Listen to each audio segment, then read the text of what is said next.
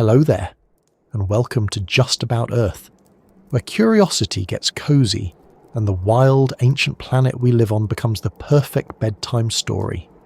Tonight, we're taking a journey so deep into the past that even the rocks barely remember it. A time before trees, before oceans, before even the moon looked the way it does now. A time so old, so alien, it doesn't feel like Earth at all. We call it the Hadean Eon, named for Hades, the ancient Greek underworld, and not because it was particularly evil, but because if Earth had a version of its teenage years, this was more of a lava-flinging toddler tantrum. But what was it really like to stand, or rather float, because land as we know it barely existed, on a planet still becoming itself? Was there water? Was there air? Was there even a sky? And while we're at it, where in the world are you tonight? What time is it in your little corner of the planet? Fitting, isn't it, that we're about to talk about a time before clocks, before continents, before even the first breath of life, and yet here you are, nestled in this moment, listening from the far future of Earth. If you find this drift into deep time soothing, intriguing, or just a gentle companion for your evening unwind, I'd be ever so grateful if you gave the video a like or subscribed.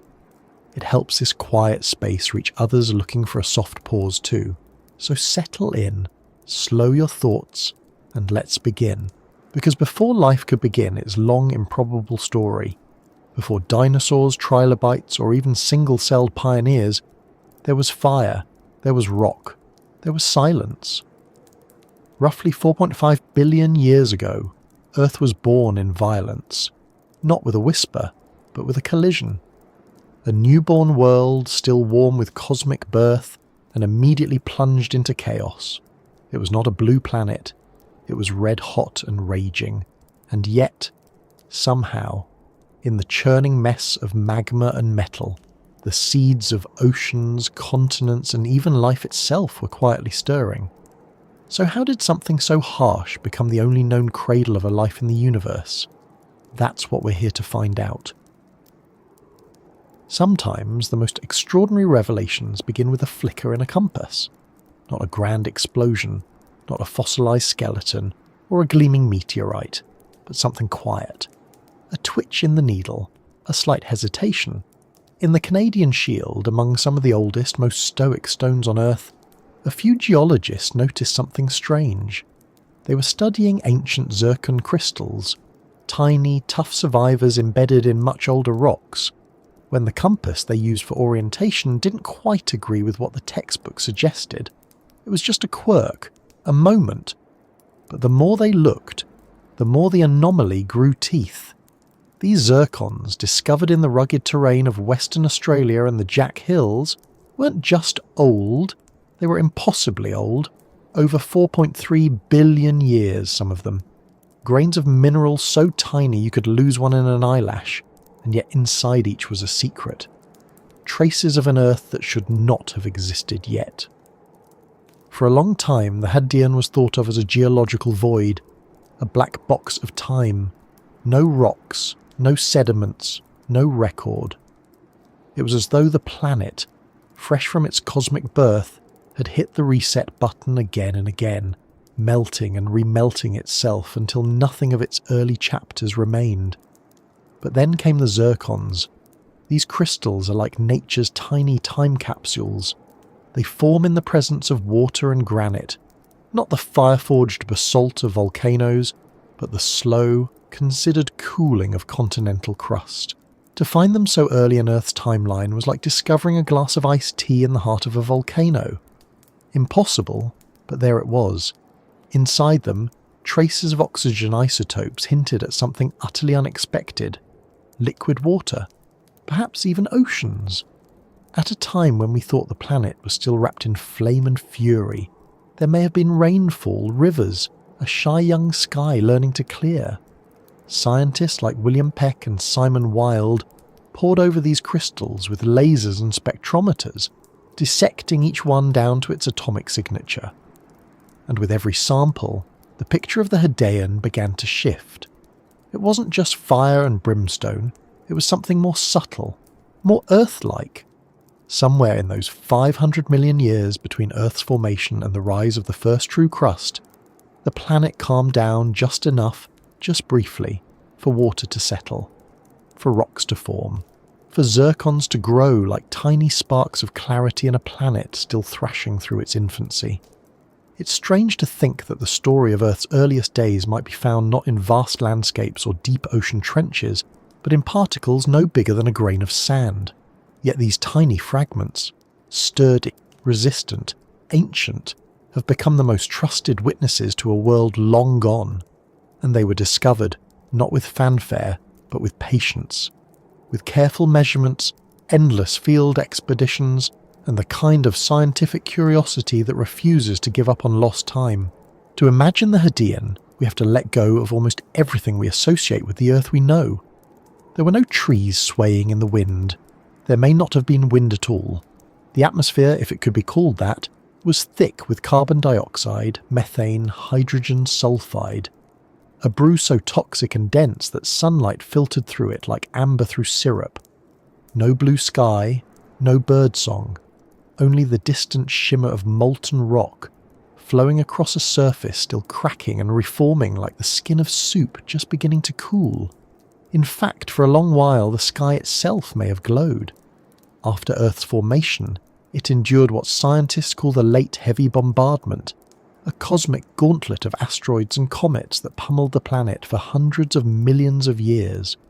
Some of these impacts were so intense, they would have vaporized oceans and stripped away atmosphere in moments. Whole regions of crust melted, turned back to magma, reflowed like wax under flame. And yet, somehow, something held on. There's a theory, still debated but hauntingly beautiful, that after one particularly enormous collision, a fragment of Earth was flung into space. That fragment coalesced, cooled, and became our moon. This event, known as the Giant Impact Hypothesis, suggests that a Mars-sized object, dubbed Theia, slammed into the young Earth with such force that both bodies partially liquefied. The debris, caught in gravity's embrace, gathered into a glowing disk, then slowly circled and clumped until it became the satellite we now know as Luna. If that's true, then every moonrise is a ghost story, a memory of the most violent day Earth ever experienced. But the impact did more than just create a moon. It may have tilted Earth's axis, giving us seasons. It may have stirred the molten core, helping generate the magnetic field that protects us from solar radiation.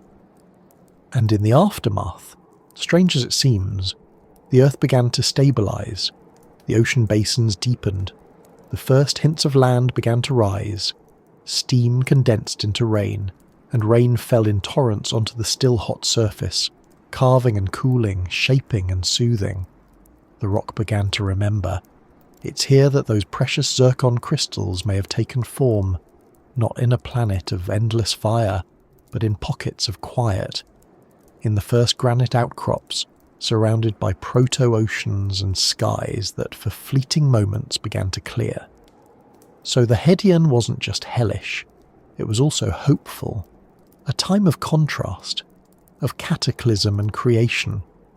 And today, thanks to a handful of crystals, a few oddly behaving compasses, and a stubborn refusal to give up on the past, we can begin to reconstruct the unthinkable. We can trace the whispers of Earth's first rains. We can guess at the shape of continents long since devoured. We can imagine the weight of clouds pregnant with the first ever storms. And we can ask, in awe and humility, how could life, fragile, complex, water-loving life, ever hope to arise in a world like this? The answer, as we'll see, lies not in perfection, but in persistence. In the quiet resilience of a planet that kept trying, kept cooling, kept changing, until at last it became the Earth we call home. But before we look forward to life's improbable spark, we must look back once more, deeper, farther, through the lens of isotope ratios and the stories told in ancient rock. Because even in Earth's darkest chapter, there were patterns, there was motion, There was something beginning to stir beneath the chaos, and now that we've set the stage, we can start to see it. The ancient world is calling, and it's ready to tell its story. To imagine the Earth during the Hadean Eon is to try to remember a dream you never had. There were no trees yet to sway in the wind, and no wind to move them.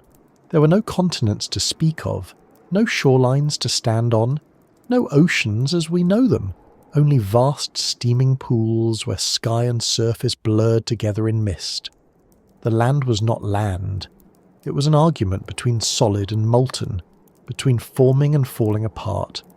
The surface of Earth in these first hundreds of millions of years was in a constant state of upheaval.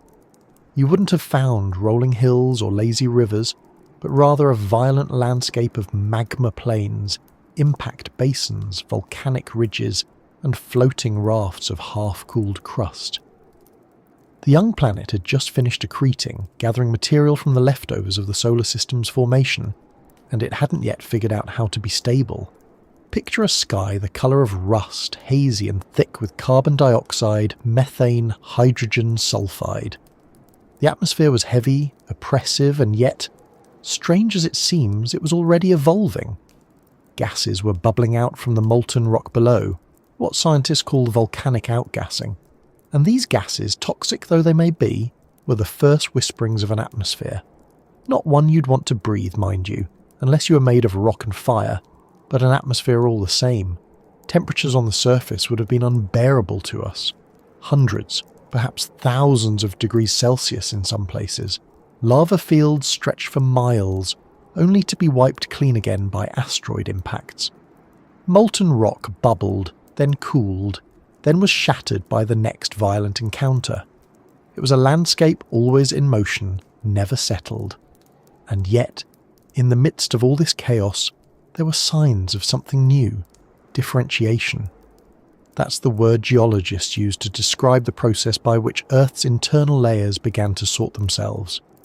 Heavy metals like iron and nickel sank toward the centre, forming the core. Lighter materials, silicon, aluminum, oxygen, floated up to form the mantle and eventually the crust. Earth was no longer just a rock spinning in space. It was becoming a layered, dynamic system. A planet with structure. A planet with a future. With a metallic core came something crucial, a magnetic field. Perhaps weak and inconsistent at first, but slowly stabilizing. This magnetic shield would one day protect Earth's surface from the solar wind, a constant stream of charged particles from the sun. Without it, the early atmosphere may have been stripped away like wisps of fog. With it, the atmosphere could persist, clouds could form, rain could fall, and fall it did. Though Earth was blisteringly hot in its earliest moments, it didn't stay that way forever. Over millions of years, radioactive decay inside the planet, of elements like uranium and potassium, continued to produce heat, but the surface began to cool. Steam from outgassing condensed in the atmosphere, and eventually, after countless cycles of evaporation and collapse, it began to rain. Imagine it, the first rainfall on Earth. Not a drizzle, not a spring shower, but a torrent. It would have poured from the sky for centuries, even millennia. The ground, still hot, would hiss and spit as it tried to resist the water's advance. But the water persisted. Pools formed, lakes, oceans. In time, much of the Earth was covered in a global ocean, dark and deep and shrouded in mist. And here, at last, we reach a familiar image.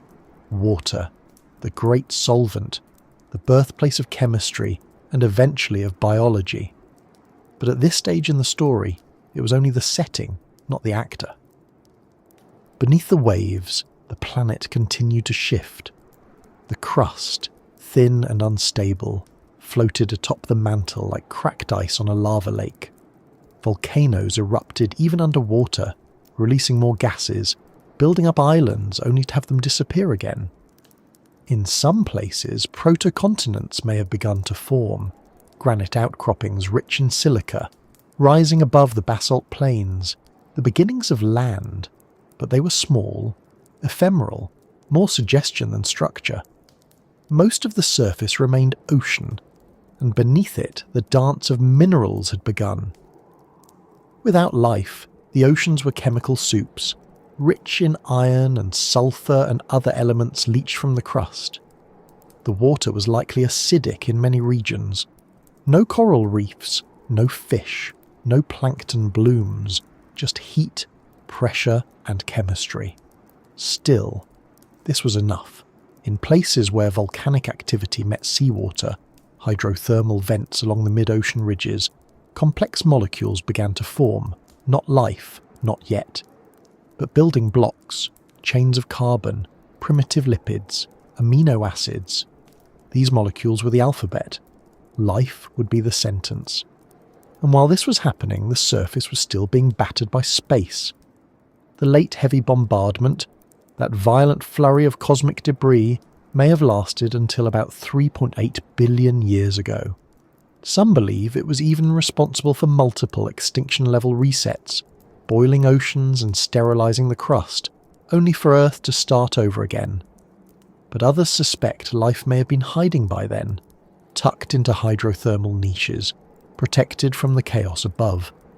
In either case, these constant impacts didn't just threaten life, they may have seeded it. Some meteorites contain organic molecules, some even the precursors to RNA. It's possible that the very ingredients of life came from space, hitching a ride on ice-rich comets or carbonaceous chondrites. Earth, still young and hungry, may have incorporated these gifts into its own messy recipe. So the ancient world of the Hadean was both a battlefield and a laboratory. It was dangerous, yes, but it was dynamic, changing, trying, failing, trying again. The surface boiled, cooled, cracked, melted, rained, and boiled again. It was a planet in a loop of refinement, and every cycle brought it closer to balance. We often picture this period as a kind of wasteland. But that does the Hadean a disservice. It was dramatic, certainly, but not dead. There was energy, there was complexity, there was a relentless push toward form, and that form ever so slowly began to resemble something we could call Earth. By around 4 billion years ago, stable crust may have formed in scattered patches. These weren't continents as we know them, but they were durable, granite-like plateaus that resisted erosion. Above them, the sky was clearing. The atmosphere, though still hostile, was thick enough to hold warmth. The oceans, while acidic and iron-rich, were deepening. And below the waves, complex chemistry was unfolding in secret. It's hard to say when life began, we simply don't know. The fossil record from this time is, understandably, sparse. Rock gets recycled, crushed, melted, disguised. But some of the oldest potential signs of life, carbon isotopes that may point to biological activity, come from rocks more than 3.8 billion years old. If those signs hold true, then life emerged not long after the worst of the bombardment ended. Not after the chaos, but within it. Life did not wait for Earth to be peaceful. It arrived while the ground was still warm and the sky still wept. It didn't ask for comfort. It asked for possibility. And the Hadean, against all odds, gave it that. This vision of early Earth comes not from one discovery, but from many.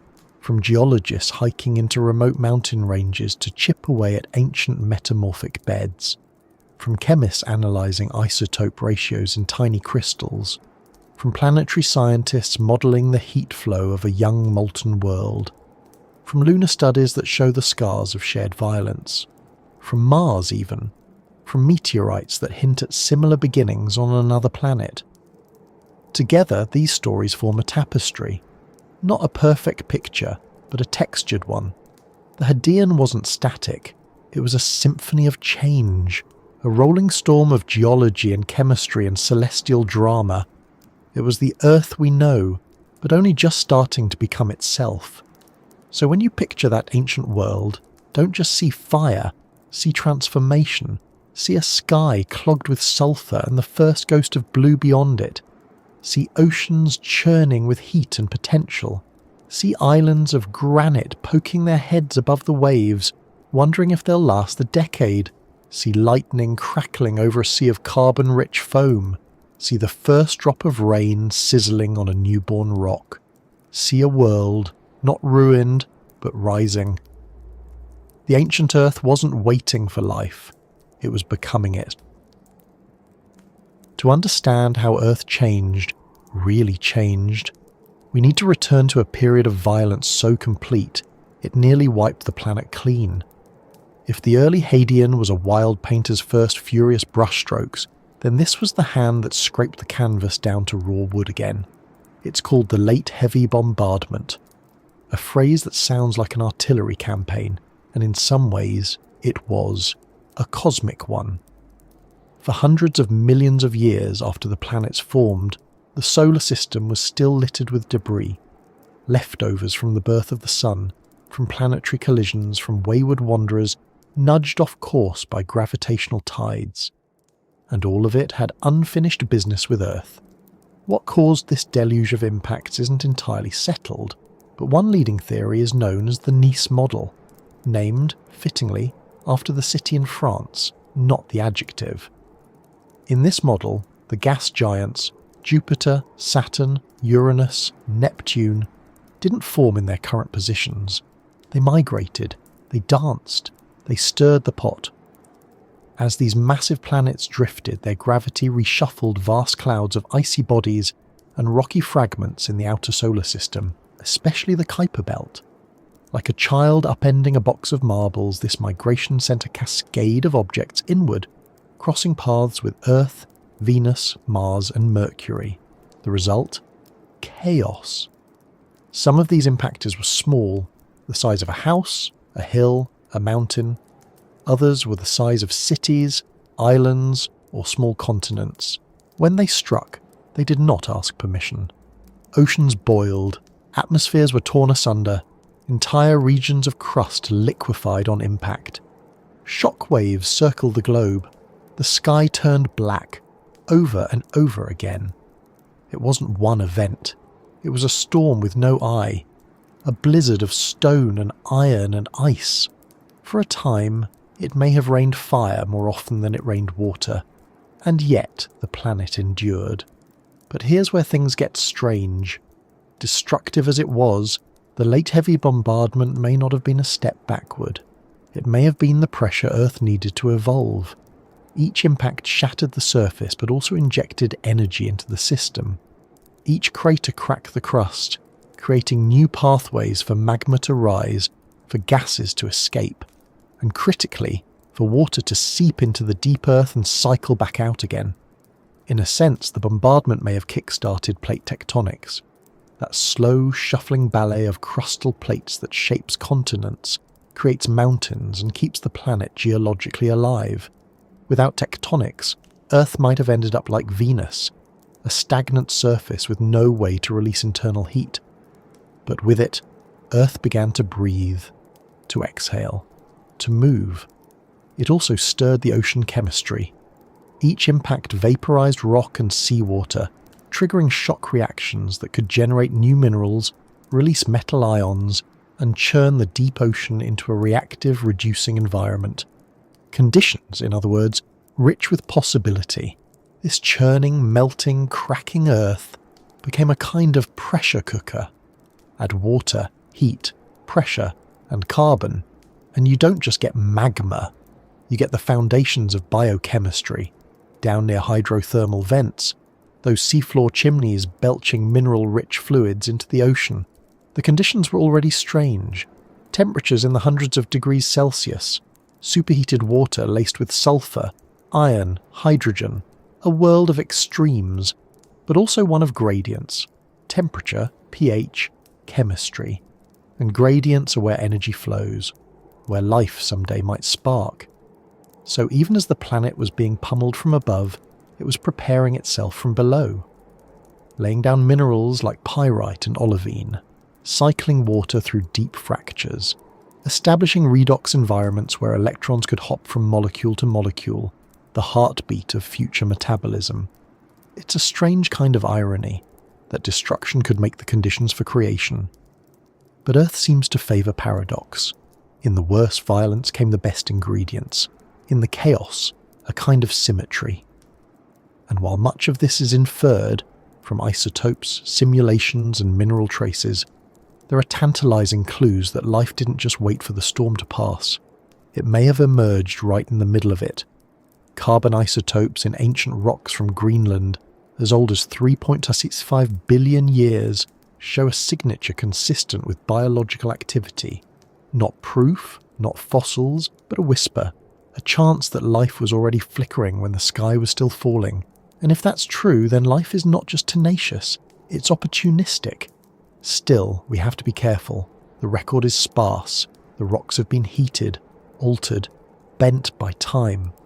We're listening for voices through a broken radio, but the hints remain.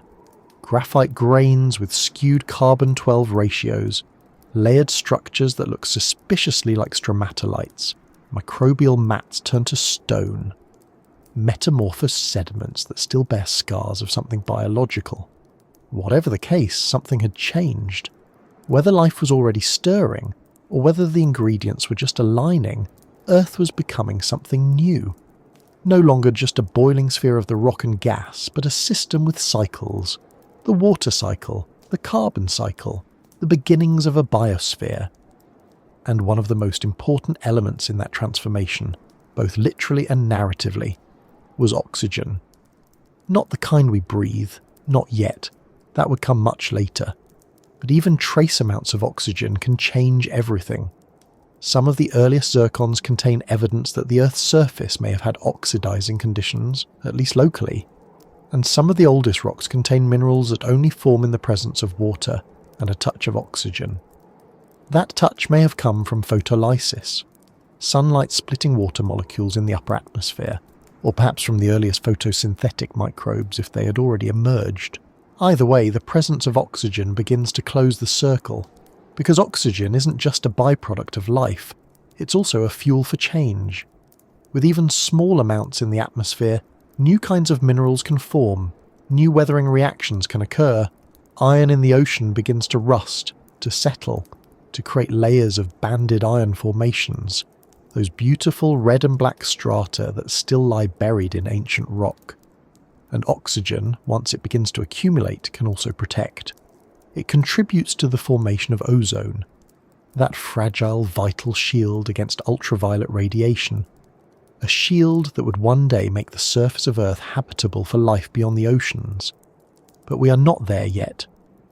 In the Hadean, oxygen was still a whisper, not a voice. The atmosphere was thick with carbon dioxide laced with methane, a greenhouse world, but not a dead one. The oceans were acidic but rich. The sky was dark but clearing. The land was broken but forming. And beneath it all, deep in the Earth's mantle, a new engine was running. The convection currents, heat rising and falling, had begun to organise the crust into plates. Not the complex mosaic we see today, but something simpler. A few scattered slabs moving slowly, colliding, subducting. Plate tectonics, not just geology, a planetary pulse. And it is here, in the middle of fire and stone, that Earth stopped being just a place and started being a process. Plate tectonics began almost invisibly, like a whisper beneath the crust. Nothing so dramatic as crashing continents or uplifted mountain chains, not yet. But in the deep mantle, where heat surged upward and denser rock sank down, the first great circulations had begun. The Earth was churning from within, and over time this subtle, silent dance would become the engine of continents, of oceans, and of life itself. You could think of it as Earth's heartbeat, a slow, pulsing rhythm that moves rock the way the tides move water. At the surface, it would have been nearly imperceptible, a rise here, a ripple there. But deep below, massive slabs of crust were beginning to buckle and fold, to dive beneath one another, to recycle.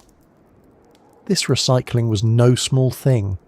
It was the beginning of a system capable of regulating its own temperature, its own atmosphere, even its chemistry. It was the start of a planetary thermostat, and without it, Earth would have long ago overheated or cooled to a frozen stillness. Instead, it adapted, slowly, relentlessly. With every new subduction zone came fresh magma. With every new ridge came fresh ocean crust. But to form stable land, true land, crust that could rise above the waves and persist for more than a moment, you need something more. You need felsic crust, rock rich in silica and aluminum, lighter than the dense basalt of the ocean floor. And to make felsic crust, you need both water and tectonics. Subduction draws water deep into the mantle, lowers the melting point of rock and allows granite to form, granite the great builder of continents. So somewhere around the end of the Hadean, a new kind of land began to appear. Not the jagged spires of future mountains, but low scattered islands, what geologists sometimes call cratons, ancient fragments of continental crust that have survived for billions of years. They are the bones of today's continents, the old hearts of the land we stand on. We walk on them every day and rarely think of them, but they remember a time before rivers, before roots, before breath. And while these early land masses were small, they mattered. Because land above water changes everything. It gives the planet new textures, new surfaces for rain to strike, to erode, to carry minerals back to the sea. It creates shallow coastal zones, rich with nutrients and energy gradients, the perfect stage for future biology to experiment. Even the act of erosion is transformative. When rain falls on bare rock, it begins the long, slow process of breaking it down, grain by grain. This isn't destruction, it's preparation. Weathered rock releases ions like calcium, potassium, magnesium. These dissolve into rivers, then into oceans, altering the chemistry of seawater, providing the very ingredients that cells, someday, will crave. This is Earth writing the recipe for life, one molecule at a time. And yet, as transformative as water was, another change loomed beneath the surface, one even more profound. It was a shift in energy, a subtle reorganization of planetary metabolism. Because at some point, likely in these warm, mineral-rich waters, chemistry gave rise to complexity, and complexity eventually gave rise to replication. Not life, not yet, but the flicker of it. Picture a bubble, a lipid vesicle, fatty acids aligning themselves into a tiny membrane, enclosing a bit of fluid. Inside, a handful of organic molecules, maybe amino acids, maybe nucleotides. Outside, a constantly changing environment, hot, cold, acidic, alkaline, full of metal ions, full of energy. Now imagine that this bubble grows, that it divides, that some of its contents begin to react, to self-organize, that a strand of RNA perhaps begins to copy itself, not perfectly, but well enough, and that among all these trials, a few versions survive better than others. That's not just chemistry anymore, that's evolution. And from that point onward, Earth would never be the same. The transition from non-life to life wasn't a single moment. It wasn't a spark, a bang, a divine breath. It was a spectrum, a cascade of tiny steps, some fast, some slow, many lost to time, but each one shaped by the environment the Hadean had built. The ocean stirred by tides and impact waves, the vents exhaling metal-rich fluids into the abyss, the rocks releasing phosphorus and iron and sulfur, the sky clearing ever so slightly, letting in light. And light, in time, would become food. The earliest life forms, if they existed then, may have been chemotrophs, feeding on chemical gradients, living in darkness. But eventually, perhaps by the dawn of the next eon, some tiny ancestor would harness photons, would learn to capture sunlight and store it in sugars, photosynthesis, and with it, the slow production of oxygen. But that's still far ahead. In the Hadean, the world is only just beginning to support that kind of complexity. Still, signs of the shift are written in ancient rock. Some minerals found in Hadean zircons appear only when certain temperatures and pressures are met. conditions that suggest continental crust was already thickening in places. Other isotopic ratios hint that water had not just arrived but endured, that oceans had been present for millions of years, stable enough for geochemical cycles to establish themselves. Even the moon, ever our silent companion, holds clues. Its surface is littered with craters that match the timeline of Earth's late heavy bombardment. Unlike Earth, the moon has no atmosphere, no weather, no plate tectonics to erase those scars, so its face is a record, a fossil sky. And when we studied the rocks brought back by Apollo missions, we found more than basalt and dust. We found a timeline, a shared history, a confirmation that Earth too was shaped by that same fiery storm. And yet, despite that storm, the Earth cooled. Despite the chaos, land rose. Despite the darkness, rain fell. Despite the heat, the ocean stayed. Despite everything, the conditions for life not only survived, they improved. If you step back and look at it, the Hadean Eon wasn't just the beginning, it was the crucible, a time when Earth was constantly balancing between ruin and resilience. And each time, resilience won. It's humbling to realise that our planet didn't start out hospitable. It earned that title through violence, through patience, through billions of experiments in rock and gas and water, and through the simplest, most powerful mechanism of all, time. No one built Earth to support life. Life emerged because Earth, against all odds, created the right patterns, right heat, right minerals, right tides, right rhythm.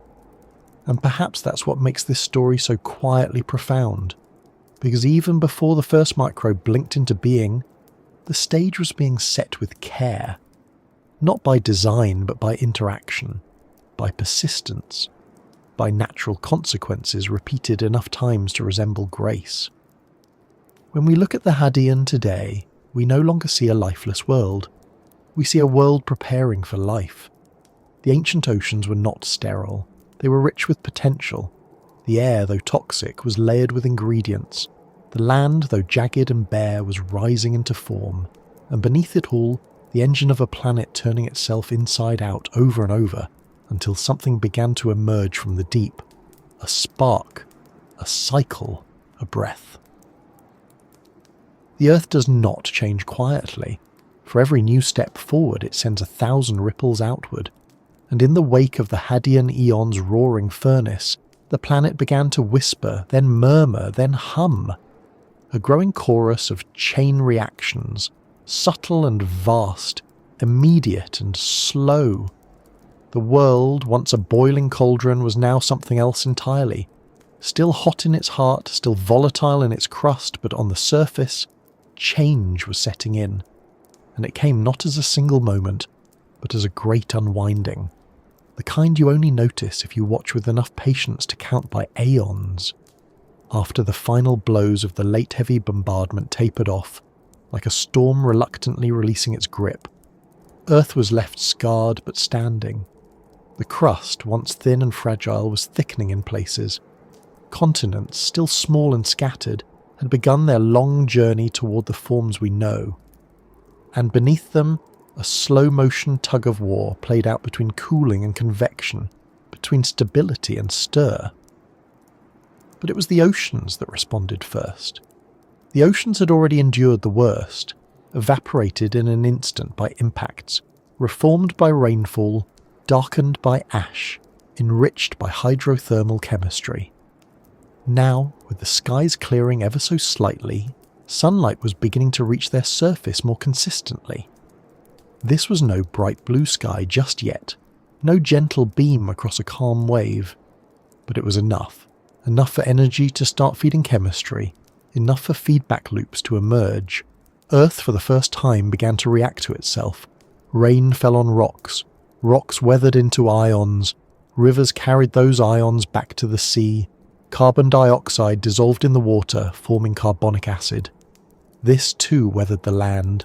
Every drop of rain became a miner, every stream a slow conveyor belt of planetary memory. And as CO2 levels in the atmosphere slowly dropped, pulled down by weathering and trapped in seafloor sediments, the temperature began to respond. The greenhouse blanket thinned. The Earth, still hot from within, began to cool at the surface, not all at once, not evenly, but steadily.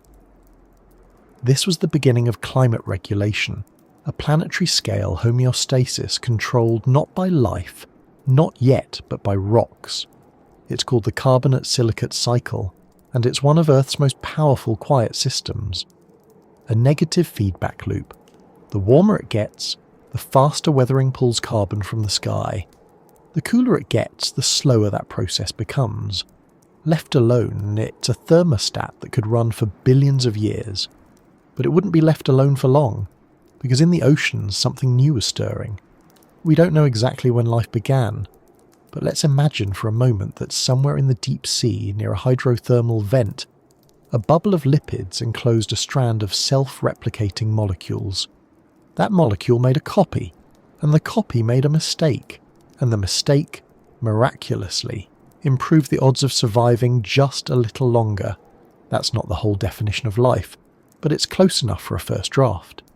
If such organisms emerged, they would have faced a harsh world, acidic seas, heavy metals, UV radiation, and the occasional comet crashing into their home turf. But also energy gradients, mineral scaffolds, and raw chemical bounty. They didn't need oxygen, they didn't need sunlight, they needed opportunity, and over time, they found it. Early microbial life, if it survived, would have quickly started altering the very chemistry of the world around it. Not deliberately, of course, just as a byproduct of metabolism.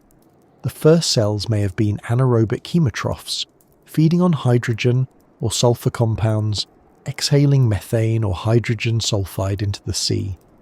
And in doing so, they began to create niches, new chemical gradients, new waste products, new possibilities. Each reaction created a new environment, and each environment favoured different reactions. It was ecology before ecology had a name, a feedback loop made of cells, chemicals, and chance.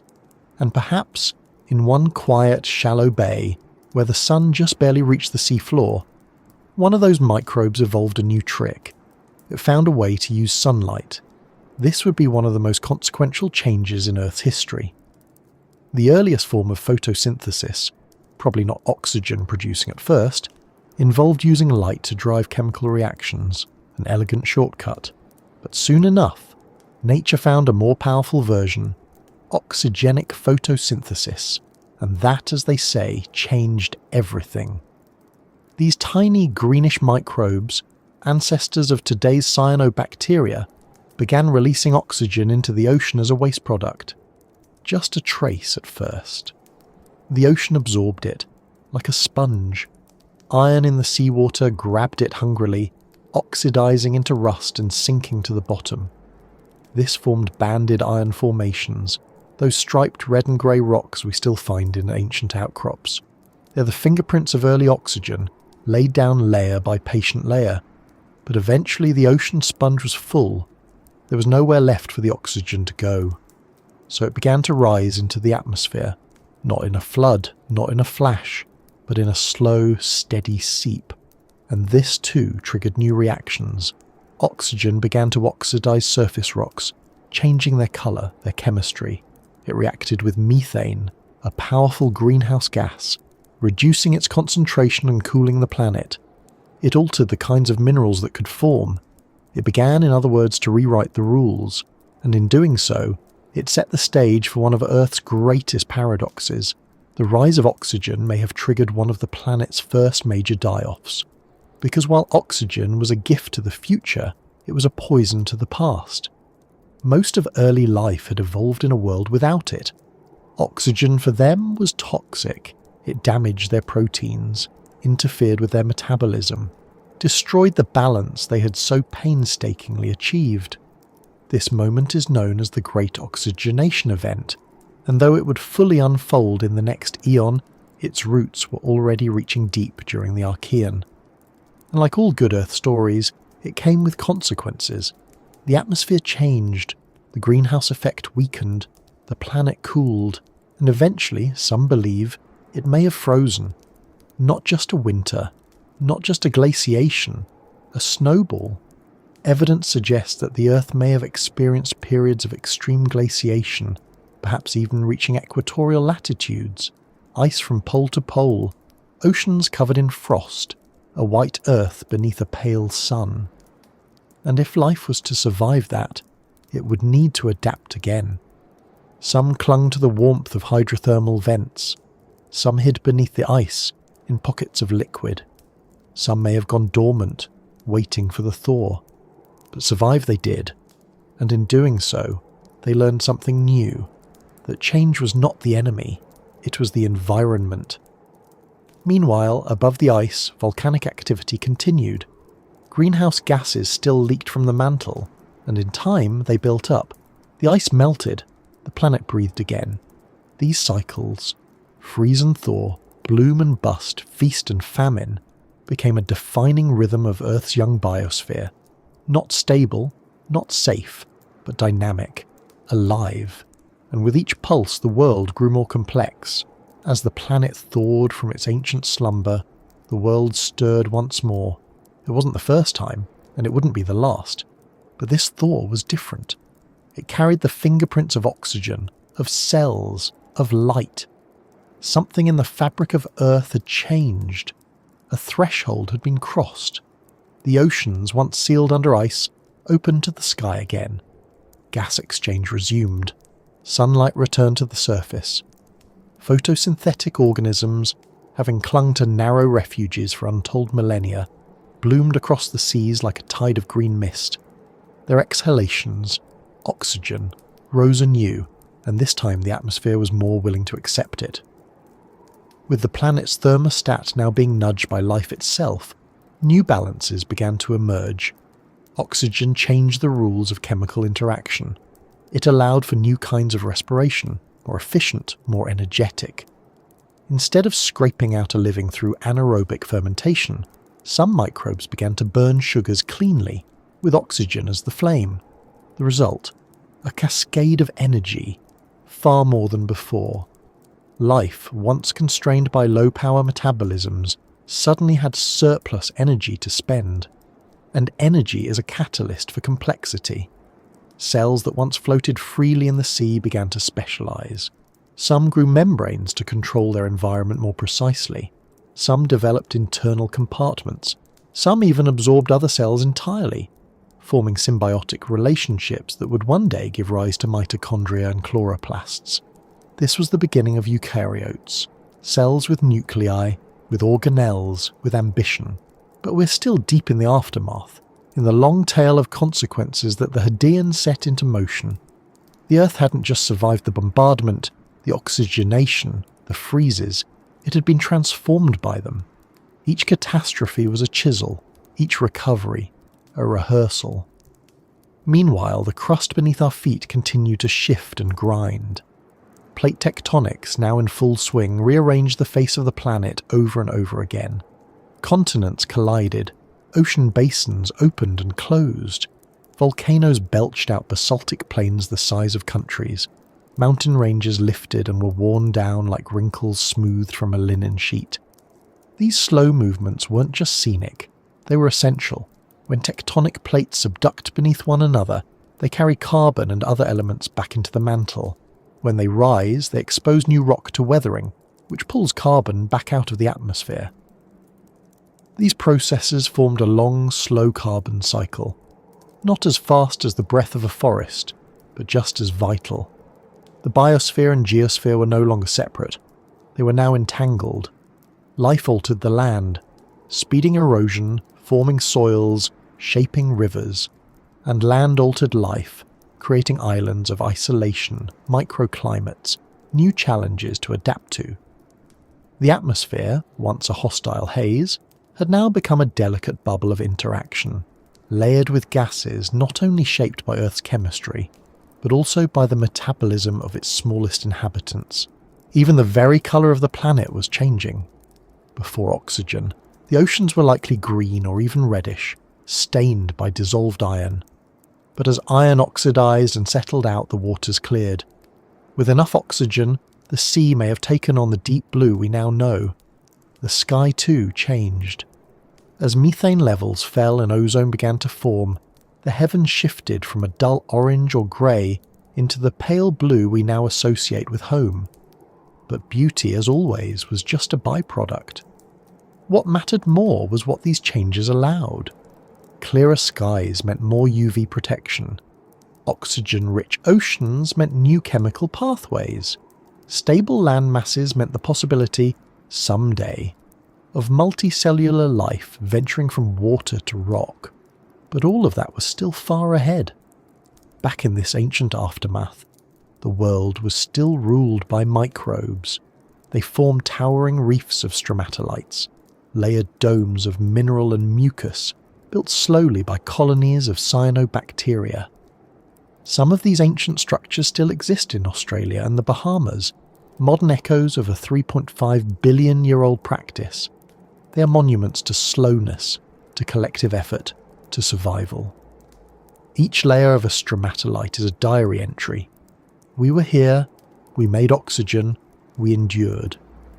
And with every year that passed, with every layer laid down, the oxygen crept higher, into the sky, into the rocks, into the future. But Earth was not done reshaping itself. Not by a long shot. With every tectonic jolt, a new era of volcanism might begin. Some eruptions were small, lava gently pouring across the land. Others were catastrophic, large igneous provinces where magma flooded the surface for hundreds of thousands of years. These events could dramatically shift climate, releasing carbon dioxide, triggering warming, or in other cases releasing sulfur aerosols that cooled the earth and dimmed the sun. In both directions, life had to adjust, and often it didn't. Many of the earliest extinction events, long before animals existed to record them, were microbial. Whole branches of bacteria may have been wiped out by oxygen. Others suffocated in glaciations. Some simply ran out of food when their chemical niche disappeared. But with each collapse came a vacancy, and with each vacancy, evolution tried something new. This cycle, expansion, collapse, innovation, would become a theme of Earth's entire biological history. Not a ladder, but a pulse, a heartbeat. And through it all, time stretched on. The scars of bombardment slowly faded, eroded by water, buried by sediment. The moon, still circling overhead, grew more distant with each passing century. Its gravitational pull continued to stir the oceans, driving tides that may have helped early cells concentrate, mix, divide. Even now, the moon drifts away from us at a rate of about 4 centimeters per year. A slow farewell. But in those early days, it was closer, brighter, its tidal forces stronger. Some scientists believe these strong tides may have created shallow intertidal zones, where wet and dry cycles encourage the assembly of complex molecules. These are the quiet interactions we often forget. The moon and the ocean, the rock and the rain, the chemistry of sunlight hitting a tide pool, the wind stirring particles in a volcanic plume. All of it mattered, all of it connected. And somewhere, in this theatre of collisions and storms and slow recoveries, Earth's identity began to settle. It was no longer just a young planet, no longer just a lucky rock. It had become something else, a biosphere. Not just a place that hosts life, a place shaped by it. And that, perhaps, is the most beautiful consequence of all. Because when the chain reactions finally slowed, when the temperature stabilized, when the skies cleared, when the oxygen reached a threshold, what emerged was not a perfect world, but a living one. Messy, reactive, experimental, adaptive, capable of healing, capable of learning. A world where life didn't merely exist on top of geology like moss on a stone. It became the stone. It altered the climate, the rivers, the rocks, the atmosphere. It wrote itself into every system. It became inseparable from the story of the planet itself. And that, in the end, is the immediate aftermath of the Hadean. Not calm, not peace, but participation. The joining of all things, magma and microbe, sky and sediment, water and wonder, into a single evolving whole, a world that no longer simply spun, a world that began to dream. To understand just how miraculous the Hadean story is, we have to step back, far back, beyond oceans, beyond rocks, beyond Earth itself. Because Earth's early violence wasn't random. It wasn't just bad luck. It was part of a deeper rhythm, a pattern older than the planet, older even than the sun. A pattern written in stardust. Everything we are, everything this world became, was forged in stars. The iron in your blood, the calcium in your bones, the silicon in the sand, the carbon in every breath you exhale. These elements were born in the hearts of massive stars, fused in nuclear fire and cast into the galaxy when those stars died. Some exploded in supernovae, others collapsed into black holes, releasing shockwaves that seeded future clouds of matter. Our solar system, and every molecule in it, is a second-hand inheritance, a recycled masterpiece. Earth formed not from nothing, but from the ashes of 1,000,000 suns. So when Earth was born, it already carried memory. Not memory the way we know it, not thoughts or feelings, but atomic memory. Fingerprints of ancient events, isotopes that still hum with decay, echoing the violence of stellar deaths billions of years ago. Even now, radioactive decay from uranium, thorium and potassium provides heat from Earth's core. We stay geologically alive thanks to energy from stars that died long before our sun even blinked awake. This is the context in which the Hadean unfolded, not an isolated chaos, but a continuation of cosmic history. Even the moon, so crucial to tides, stability, and maybe even the origin of life, was likely born from a collision that itself mirrored countless other impacts throughout the universe. Planets and moons form through violence. They find balance only later. In fact, if we compare Earth's story to those of other planets, we start to see something strange. Earth is an exception. A miracle, not because it exists, but because it endured. Venus, our sister world, may once have had oceans too, but now it's a hellscape of sulfuric skies and surface temperatures hot enough to melt lead. Mars, smaller and colder, shows signs of ancient rivers and lakes, but it lost its magnetic field and most of its atmosphere, becoming a frozen desert. Why not Earth? Why did this world of all the rocky planets remain habitable? Not for a moment, but for billions of years. The answer may lie in cycles. Earth doesn't avoid catastrophe, it absorbs it. It bends, then recovers. The Hadean wasn't a glitch, it was the start of that cycle. Impact, collapse, adaptation, volcanism, cooling, oxygenation, freeze, thaw, diversification, over and over again. And if we zoom in, we find that even within the Hadean's chaos, there are echoes of previous evolutionary rhythms, not biological yet, but chemical. Consider the idea of chemical evolution, a prelude to life itself. Before cells, before membranes, before enzymes, there were molecules. And those molecules too followed patterns. Some formed more easily than others. Some persisted longer. Some reacted with sunlight or heat or minerals. And some, against all odds, began to self-organize. On the early Earth, in hydrothermal vents, in tidal pools, in clouds of volcanic vapor. Complex organic compounds were constantly being formed and destroyed. RNA precursors, lipids, sugars. All of them arising not from biology, but from chemistry, shaped by the planet's temperature, pressure, pH, and mineral scaffolding. In this view, life isn't a lightning bolt moment. It's a gradient, a slope, a slide from chaos into pattern. The Hadean wasn't a barren gap. It was the crucible in which complexity simmered, reduced, recombined, until one day something persisted. And here we find another kind of nested storytelling. The molecular reflects the planetary, just as the planetary reflects the cosmic. The Earth's crust differentiated just as molecules did. The atmosphere evolved just as protocells may have.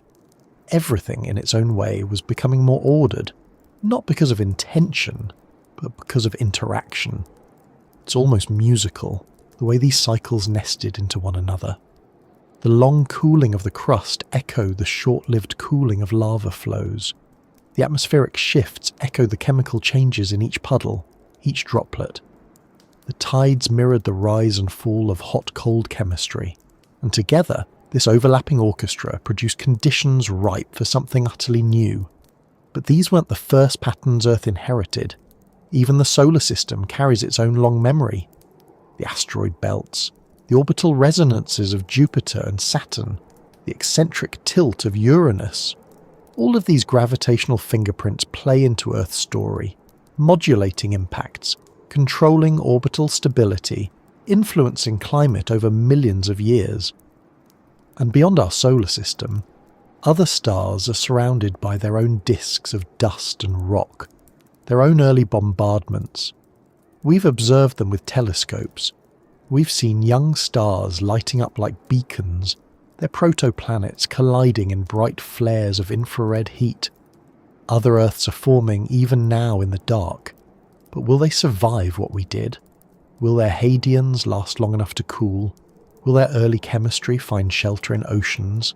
Will their collisions build moons? We don't know. But what we do know is that Earth had every reason not to make it, and yet it did. It didn't escape destruction. It danced with it. And this resilience wasn't a one-time event. Throughout Earth's deep time, there would be other apocalypses, 5 mass extinctions and perhaps more. Each one would wipe out vast swathes of life. Each one would reshape the planet's biosphere, and each one would be followed by recovery, diversification, innovation. It's a rhythm that began in the Hadean, a rhythm the Earth never forgot. And if we listen closely, we can begin to hear it, not just in rocks or isotopes or magnetic fields, but in the very structure of how the Earth operates, a memory etched into its behaviour, a long, looping song of endings and beginnings. This is what makes the Hadean so much more than a chapter in history. It's the overture, the underlying tempo, the reason the story could continue.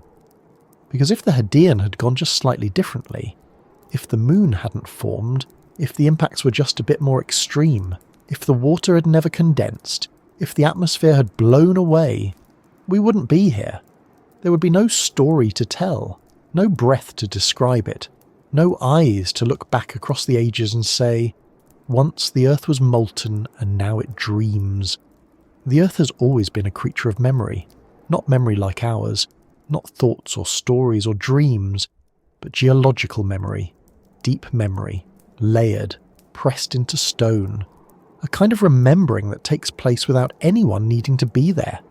And that memory is recursive. It repeats itself.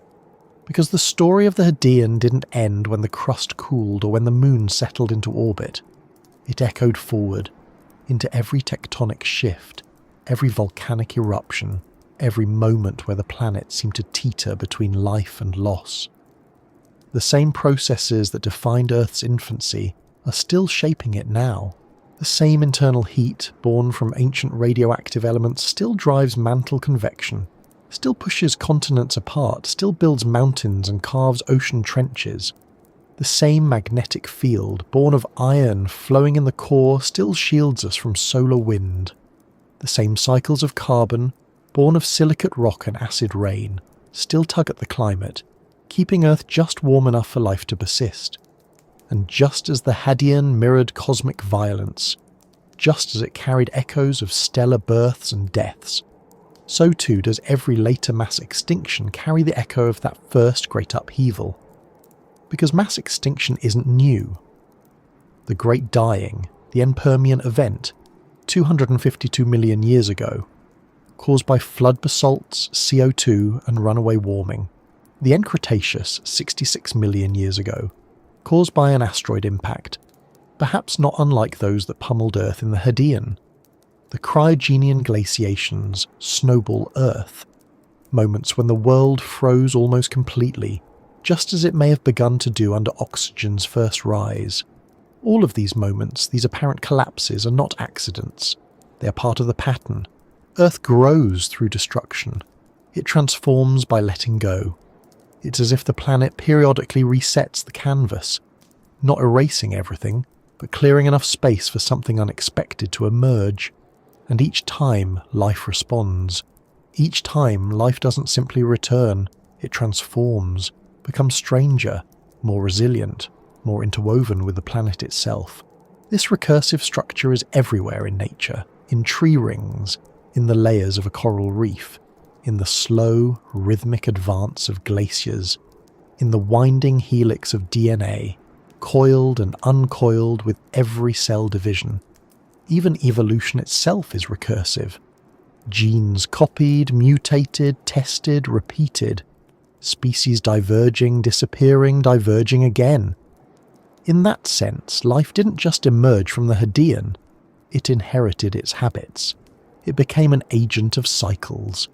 And if we think of Earth not as a backdrop for life, but as a participant in it, then the planet's very surface becomes a living document, a palimpsest.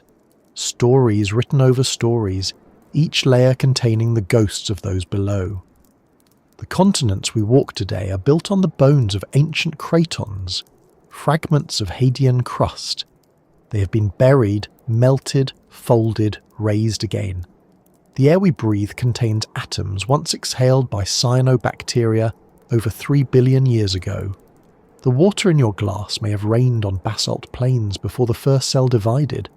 Nothing is lost, only changed.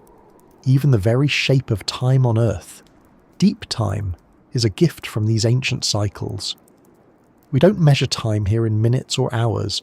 We measure it in eons, in unconformities in rock, in the half-lives of uranium, in isotope ratios that can tell us whether the ocean was hot or cold, acidic or alkaline, salty or fresh, 4 billion years ago. And even now, with all our instruments, our satellites, our data, we still rely on the silent memory of minerals. Zircon still remains our most reliable timekeeper. Those little crystals, formed in molten rock, cooled in Earth's early crust, are like tiny hard drives, storing trace amounts of uranium and lead. From them we can measure the age of continents. From them we can see the first hints of water, the first signs of recycling, the first whispers of habitability. It's humbling to realise how much we owe to rocks, because rocks, unlike us, do not forget, and they show us that the events of the Hadean were not isolated. They were echoes of other echoes, nested inside even larger stories. Think of the planets around other stars. Thousands have been discovered. Some are rocky, some orbit in habitable zones, some may be Earth-like in mass or temperature. But we don't yet know if any of them carry the same scars, the signs of oceans, of plate tectonics, of magnetic shielding, of moons large enough to stabilize a tilt. What makes Earth special is not just that it's habitable, it's that it has been for so long. Habitability isn't a setting, it's a balance, delicate, dynamic, and earned. And Earth, somehow, has held that balance for billions of years, in large part because of what it went through during the Hadean. Because when you've survived collisions with Mars-sized objects, when you've formed a moon and still managed to hang on to oceans, when you've been battered by meteors for 600 million years and still built a biosphere, you don't forget how to adapt. The Hadean, then, wasn't just a beginning. It was a training ground, a boot camp for resilience. It set the bar for what Earth could survive, and Earth has been clearing that bar ever since. Even now, when we speak of climate change, of ecosystem collapse, of tipping points, we are invoking cycles that stretch back billions of years, not because the planet will be fine no matter what, but because we know what it takes to make change last. We know what it looks like when systems break, and we know what it costs to recover. This is the lesson nested inside all the others, that Earth has always been fragile, and it has always been fierce. It can freeze, it can burn, It can bury its memories beneath lava and ice, but it can also grow forests from volcanic ash. It can fill barren oceans with life. It can take the violence of its birth and turn it into music. Every sunrise is a coda to that original symphony. Every tide is a memory of lunar dance. Every breath we take, every carbon atom exchanged in leaf or lung, is part of a chain reaction started when rain first touched molten rock. We live in aftermaths, beautiful, improbable aftermaths. And if there's one truth the Hadean teaches us, it's this: that catastrophe and creation are not opposites. They are partners in time, each one making space for the other, each one shaping a world that somehow, even now, still manages to feel like home. It's easy to imagine Earth's story unfolding in solitude, to picture the Hadean, the Archean, the great cycles of geology and chemistry playing out in darkness, unobserved, unrecorded, unknown. For billions of years this was true, but eventually, much, much later, someone looked at a rock and asked, "How old are you?" And Earth answered very slowly. The earliest people to study the land weren't geologists. They were farmers, builders, wanderers. They read the landscape not through science but through survival. A ridge meant shelter, a cave meant safety, a stone shaped just right meant a tool. Over time, those stones began to hold more than function. They held mystery. Mountains became sacred. Springs became divine. The earth was alive, perhaps even conscious. And in a way, those instincts weren't wrong. But it wasn't until the last few centuries, a blink of an eye in planetary time, that we began to ask deeper questions. Not just what is this rock, but how did it come to be? One of the first great leaps came with James Hutton in the late 1700s, a Scottish farmer and thinker who looked at tilted rock layers and realised something astonishing. That these stones had once been horizontal, that time and pressure had tilted them, and that immense ages must have passed for this to happen. He wrote, "We find no vestige of a beginning, no prospect of an end." It was one of the first articulations of deep time, not years, not centuries, but eons. Enough time to turn oceans into mountains, enough time to forget the shape of the world and remember it again. From there, a cascade of discoveries began. Charles Lyell expanded Hutton's ideas into the field of uniformitarianism, the concept that Earth changes slowly, through ongoing processes we can observe today. Darwin, influenced by Lyell, applied that idea to life itself. Evolution was just geology made biological, slow, continuous, relentless. But the Hadean? That was still a mystery. For a long time we didn't even know it existed. The oldest rocks we could find were already complex, already altered. The earliest part of Earth's story seemed erased.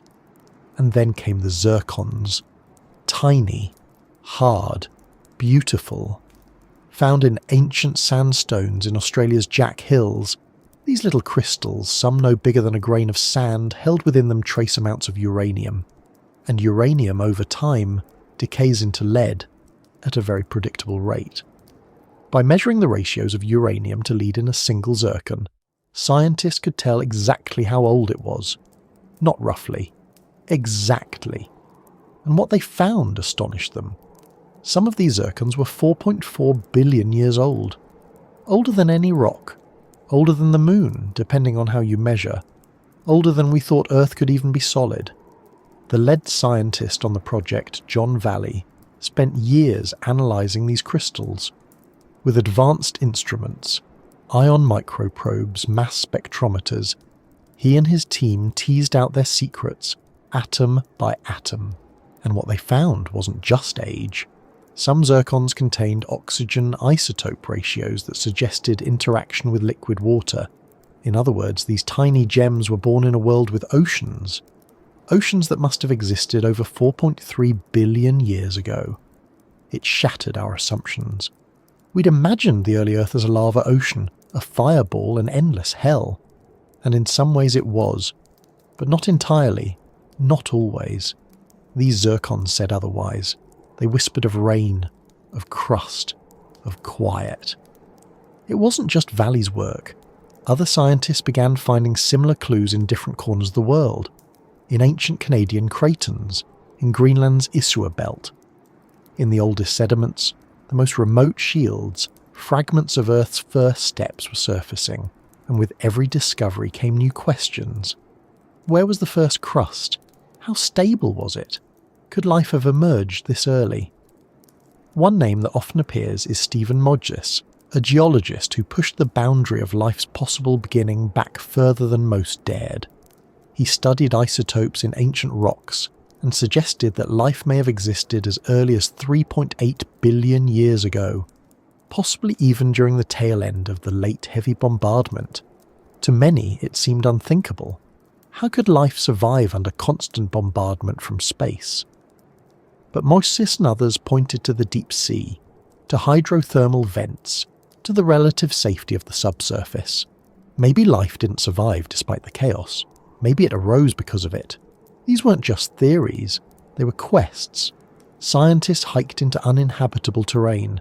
They slept in tents, chipped at billion-year-old rock faces, carried samples across glaciers. They endured frostbite, exhaustion, isolation. Not for fame, not even for certainty, but because they felt that old, familiar pull, the desire to understand something ancient, something vast. And slowly the picture came into focus. Earth's early history wasn't blank. It was written in a language we had only just begun to learn, a language of isotopes, of trace elements, of inclusion zones inside zircons, a language of detritus and decay and incredibly patient deduction. Even now, every new sample brings some unexpected twist. A pocket of ancient water found deep inside a South African mine, perhaps unchanged for 1 billion years. A weird ratio of noble gases in a volcanic vent, hinting at primordial material still trapped in Earth's mantle. A magnetic signature in an ancient rock, suggesting that Earth had a magnetic field far earlier than we believed, shielding the surface from solar wind even when the sun was young and violent. Each of these clues feels small, almost inconsequential on their own. But together, they form a pattern. And slowly, we've begun to trace the contours of that first eon. Not through fossils, not through myth, but through the quiet, patient labour of people who believed the Earth was telling the truth and simply needed help being heard. For the scientists who study the Hadean, discovery doesn't come in flashes. There are no eureka moments lit by candlelight or chalkboard triumphs beneath portraits of Newton. It comes slowly, with calibration, with doubt, with entire weeks spent staring at spectra, only to discover that what you thought was a signal was just background noise. But sometimes, if you're patient, the rock speaks back. Geologist Harrison Schmitt once called Earth's early record the tale told by a reluctant witness. Not a liar, but a planet who suffered something so old, so foundational, it forgot how to tell the story directly. Instead, it left artifacts, clues, partial sentences frozen in minerals. To read them, scientists have had to invent languages of their own. There's mass spectrometry, the art of weighing atoms. This lets researchers read isotope ratios with such precision that they can tell the difference between a rock that cooled 4.28 billion years ago and one that cooled 4.29. An eye that sees not in shapes or colour, but in time itself. There's laser ablation, ICP-MS, where lasers vaporize tiny spots on ancient minerals, letting scientists measure compositions without destroying the sample. A tool as surgical as it is devastating. There's nanosims, atom probe tomography, and electron microprobes, each pushing further into the atomic heart of things, peeling back layers that have not seen daylight since the moon was young.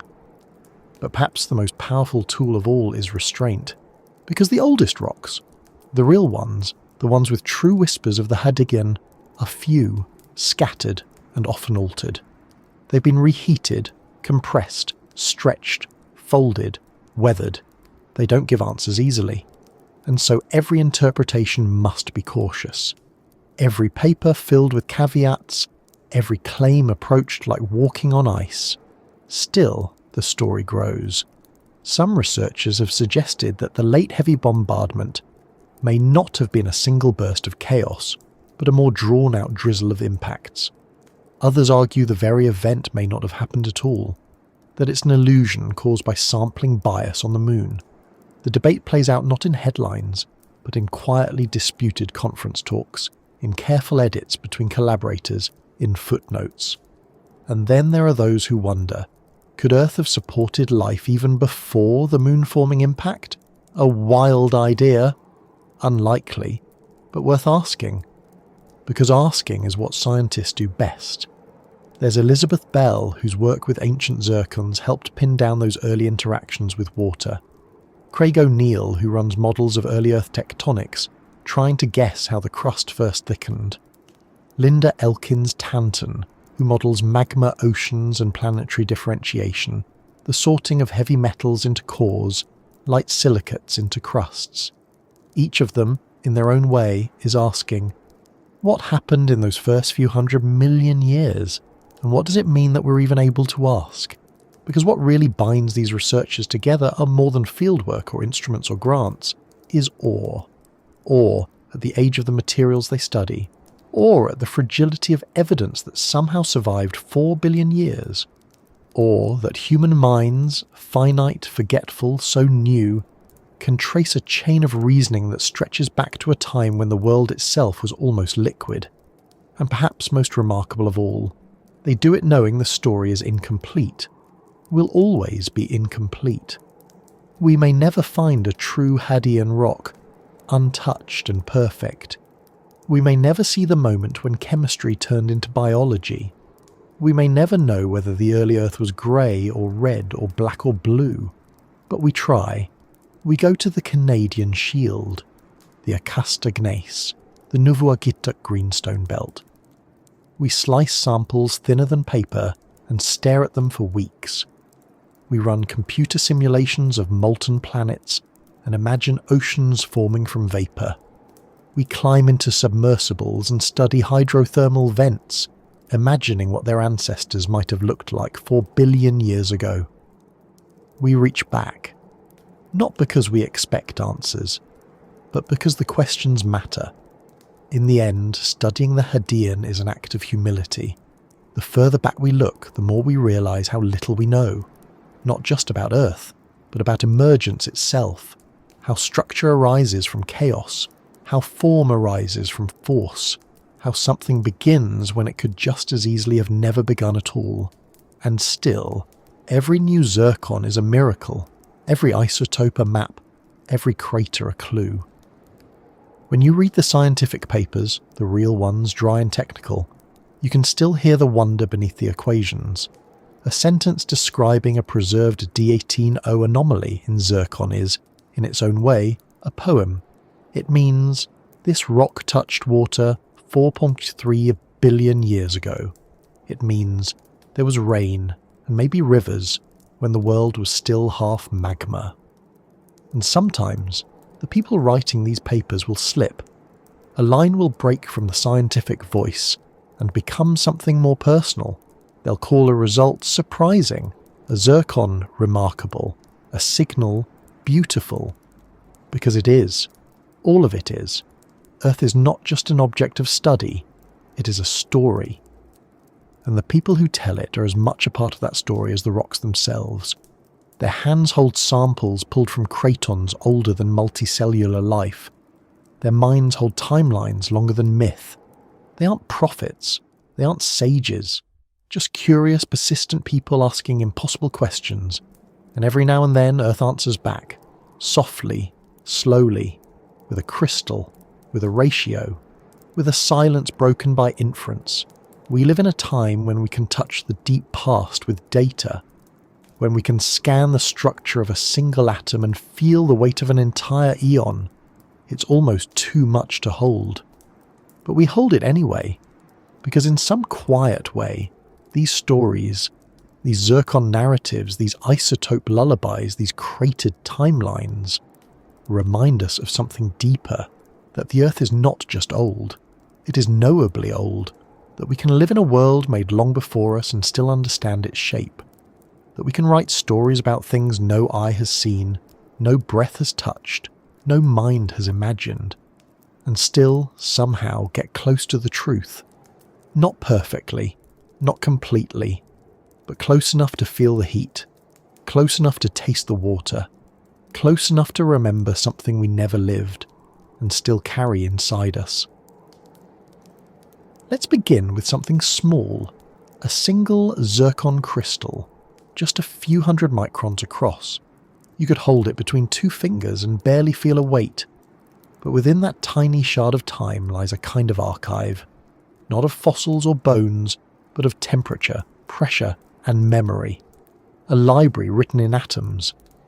This is where deep science begins, not with vast theories, but with tiny certainties, measurable things, things you can weigh, things that radiate. Because the early Earth, unlike today, was radioactive, not in a cinematic, glowing green sense, but in the slow, invisible heartbeat of unstable atoms. Uranium, thorium, potassium-40.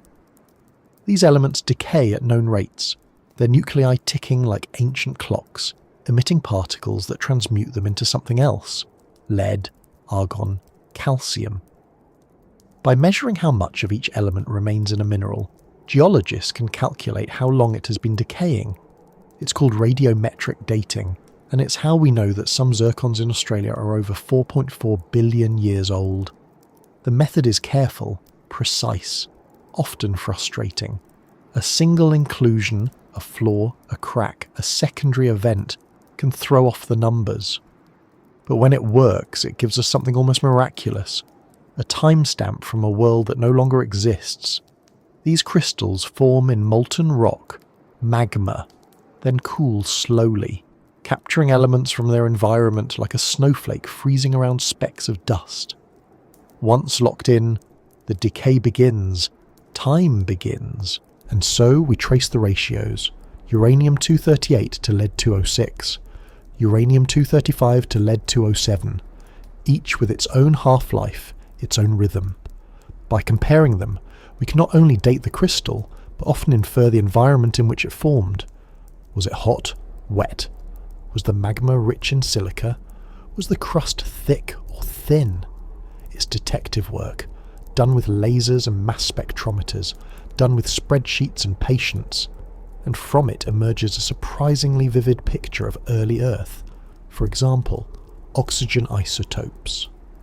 By analysing the ratio of oxygen-18 to oxygen-16 in zircon, scientists can infer the presence of water. Oxygen-18 is heavier and tends to concentrate in cooler, water-rich environments. So a zircon with high O18 levels likely formed in the presence of liquid water, meaning the Earth had oceans, or at least rain, at the time. This is how we know Earth was already cool enough for water within 100 million years of forming. Then there's hafnium. Hafnium isotopes in zircon can tell us about the source material of the magma, whether it came from a freshly differentiated mantle or from older recycled crust. This tells us when continental crust first began to form, a key milestone in making Earth habitable. Some studies suggest this may have started as early as 4.4 billion years ago. Others push it later. The debate continues, one zircon at a time. These aren't just numbers, they're narrative points. Each isotope is a verb in the sentence of Earth's formation. Each ratio is a pause, a clue, a whisper. And this same attention to chemistry extends beyond crystals. Let's talk about mantle dynamics, the movement of rock beneath the crust. Even in the Hadean, Earth had a convecting mantle, a layer of solid rock that behaves like a fluid over long timescales. Hot rock rises, cooler rock sinks. This drives plate tectonics today, and may have done so back then. But how do we know? We use geochemical signatures, specific patterns in volcanic rocks that reflect their origin. Rocks that come from deeper in the mantle carry different trace elements than those from shallower depths. By analysing ancient rocks and comparing their compositions, we can model the structure and behaviour of the early mantle. There's also xenon isotopes in volcanic gases, telling us about the composition of the primordial atmosphere. There's neodymium and samarium, used to trace crust formation. There's carbon isotopes, which can even hint at biological activity if they show a preference for lighter carbon, a signature of organic metabolism. And then there's the big question. When did plate tectonics begin? Some scientists believe it started early as the Hadean, based on evidence of crustal recycling and early granite formation. Others argue for a later start in the Archean or even Proterozoic. The question hinges on multiple lines of evidence: thermomechanical models, rock stress patterns, isotopic ratios. It also depends on how we define tectonics. Was it global, like today, with rigid plates moving atop the mantle? Or was it a more chaotic, localised form, stagnant lid tectonics, where sections of crust occasionally sink but don't yet behave as coherent plates? To test these models, scientists use numerical simulations. These are computer models of early Earth, running equations that govern heat flow, density, pressure, and viscosity. By tweaking variables, core temperature, water content, radioactive heating, they can see which conditions lead to plate-like behaviour. And what they find is fascinating. Water plays a critical role. Even a small amount of water in the mantle lowers the melting point of rock, softens the crust, and allows subduction to begin. Without water, plate tectonics may never have started. Without tectonics, Earth may have resembled Venus, static, volcanic, uninhabitable. Water again becomes the hinge. Geoscientists also study magnetic minerals, like magnetite, to infer when Earth's geodynamo first kicked in. This is the swirling of liquid iron in the outer core, generating a magnetic field that protects the atmosphere from solar wind. Without it, radiation would have stripped away the oceans long ago. We'd be Mars. Tiny magnetic signals in ancient rocks, sometimes less than a billionth of a Tesla, can tell us whether Earth had a magnetic field and how strong it was. Some suggest it started by 3.5 billion years ago. Others push it back further, and then we have the deep connection between Earth and its moon. Thanks to lunar samples, especially those returned from Apollo missions, we know the moon has its own isotope ratios, its own record of impacts, its own thermal history. When we compare those to Earth's, we find uncanny similarities, enough to support the giant impact hypothesis, that a Mars-sized body struck Earth, ejecting material that coalesced into the moon. Computer models have refined this idea, showing how such an impact could create a debris disk that forms a satellite, while also heating Earth's mantle and setting the stage for crust formation. It may have also reset Earth's atmosphere, blowing away the original hydrogen-rich envelope and allowing a new secondary atmosphere to form from volcanic outgassing. This atmosphere, rich in CO2, nitrogen, and water vapour, created the conditions for cooling, rain, and oceans. In other words, the moon-forming impact wasn't just an accident, it was a chemical pivot, a thermodynamic reboot. Even the late heavy bombardment, if it occurred, may have been part of this story, a consequence of shifting orbital resonances between Jupiter and Saturn that destabilized the outer solar system. A single planetary hiccup echoing through time as a storm of asteroids, and Earth endured. We know all this, not because we were there, not because we imagined it, but because the rocks remember, because isotopes don't lie, because chemistry, when read correctly, becomes history. And even now the story continues to refine itself. Every time a new analytical technique is invented, every time a lab sharpens its resolution, we open one more layer of the archive, and Earth, once more, speaks. To understand life's origin, you have to forget almost everything you know about life. Not plants, not animals, not even cells. You have to go back to a world without shape, without replication, without DNA. A world not yet alive, but rich with potential. A a world in which chemistry was the only force in motion, and order was something that emerged slowly, like frost on a window. This is the domain of prebiotic chemistry, the study of how life might have started when there was no life at all. And it is, in every way, a science of deep subtlety. There was no blueprint, only molecules. The early Earth, as far as we know, was not a sterile laboratory. It was messy, dynamic, violent. But it was also full of gradients, hot and cold, wet and dry, acid and base. These gradients are where complexity hides. They act like sieves. They filter and concentrate. They give certain reactions more energy than others. Somewhere in that soup of carbon, hydrogen, nitrogen, sulfur and phosphorus, the building blocks began to assemble. Let's look at what that means. One major area of research focuses on hydrothermal vents, underwater fissures in the seafloor, where geothermally heated water rich in minerals gushes into the ocean. These vents create steep chemical gradients, acid and alkaline waters, warmth, abundant hydrogen, catalytic surfaces like iron, sulfur minerals. This is where some scientists believe life may have begun, not in lightning-sparked puddles, but in dark, rocky chimneys beneath an ancient ocean. There's a beautiful simplicity to the idea that life began as a metabolic cycle, a loop, a set of chemical reactions that fed each other, driven by the gradients at the vent walls. Some reactions formed lipids, fatty acids that naturally self-assemble into membranes. Others formed short chains of amino acids. Still others began to concentrate carbon molecules into more reactive forms. This isn't life, not yet, but it's direction, a kind of chemical memory, a recursion. If some structures happen to persist longer than others, they had more time to interact, more time to copy themselves. Eventually, over countless failed generations, they became something we might recognize as proto-life. This theory is often called the metabolism-first model. It suggests that chemical cycles came before genetics, that the engine preceded the instructions. But there's another school of thought, the RNA world hypothesis. This theory proposes that before DNA and proteins, there existed a world where RNA did both jobs. It stored genetic information and it catalyzed chemical reactions. This is compelling because RNA is known to do both.